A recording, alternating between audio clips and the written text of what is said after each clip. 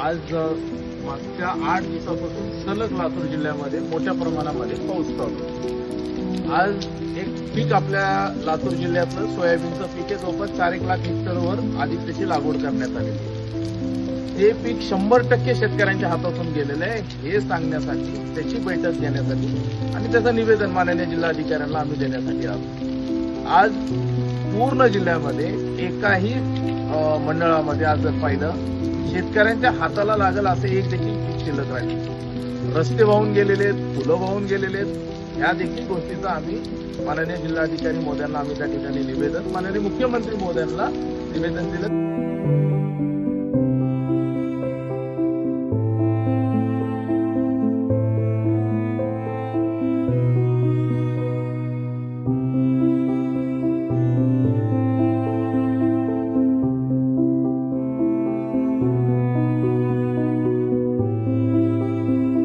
आज सर्व शेतकरी बांधवांच्या वतीने लातूर जिल्हा हा ओला दुष्काळ जाहीर करावा।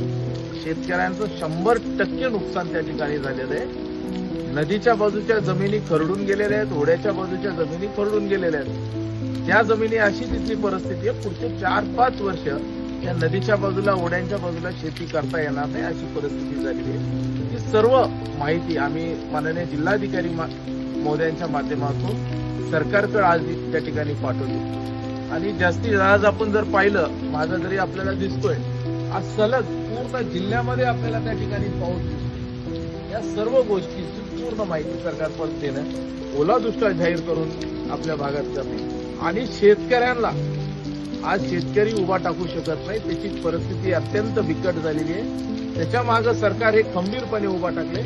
राज्याचे मुख्यमंत्री माननीय देवेंद्र फडणवीस साहेबांची माझी काल चर्चा झाली। त्यांनी मला आश्वासित केलंय की संभाजीराव, खालून जे काही आम्ही सूचना दिलेल्या आहेत, प्रशासन त्या ठिकाणी काम करतंय। 100% आम्ही शेतकऱ्यांच्या पाठीशी उभा टाकणार आहे। जे काही आपल्याला शेतकऱ्यांना मदत करता येईल ती पूर्ण ताकदीने सरकार त्यांच्या पाठीशी राहणार आहे, हे देखील आपल्याला त्या माध्यमातून सांगण्यात आलेलं आहे। निश्चितपणे आपल्या माध्यमातून मी सर्व शेतकरी बांधवांना या ठिकाणी सांगू इच्छितो, काळजी करू नका। काळजी करण्यासारखा विषय आहे, पण आम्ही सरकार म्हणून आम्ही आपल्या पाठीशी मजबूतीने उभा टाकलोय। निश्चितपणे सरकारच्या माध्यमातून शेतकरी बांधवांना जे काही सहकार्य, अधिकचं सहकार्य जे काही देता येईल ते देण्याचा आम्ही प्रामाणिकपणे या ठिकाणी प्रयत्न करू। जिल्ह्यात अनेक ठिकाणी ढगफुटी झाल्यामुळे जीवितहानी झालेली आहे आणि लोकांना, तरुणांना जीव गमावला गेला आहे। सरकार कसं बघतं या लोकांकडे? निश्चितपणे लातूरच्या इतिहासामध्ये पहिल्यांदा एवढा मोठ्या प्रमाणात पाऊस झालेला आहे।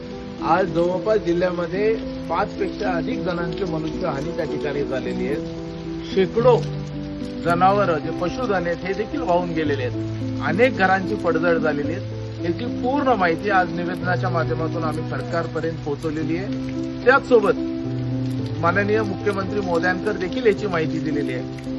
आज सकाळी ज्यावेळेस आमचं मुख्यमंत्री महोदयांसोबत बोलणं झालं, त्यांच्याकडे जिल्ह्याची माहिती दिली।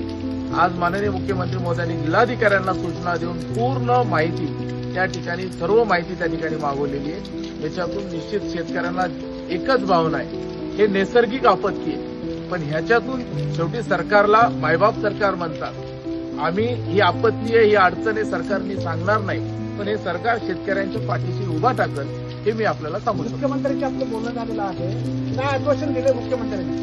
मुख्यमंत्री महोदयांनी संबंधित प्रशासनाला सूचना दिल्यात। मुख्यमंत्री महोदयांनी शेतकऱ्यांनी काळजी करू नये, त्यांच्या पाठीशी सरकार खंबीरपणे शेतकऱ्यांच्या पाठीशी उभा टाकलेला आहे। आम्ही निश्चितपणे जे काही सहकार्य करता येईल ते पूर्ण ताकदीने सहकार्य लातूर जिल्ह्याला करू, असं माननीय मुख्यमंत्री महोदयांनी आम्हाला त्या ठिकाणी विश्वास दिलेला आहे।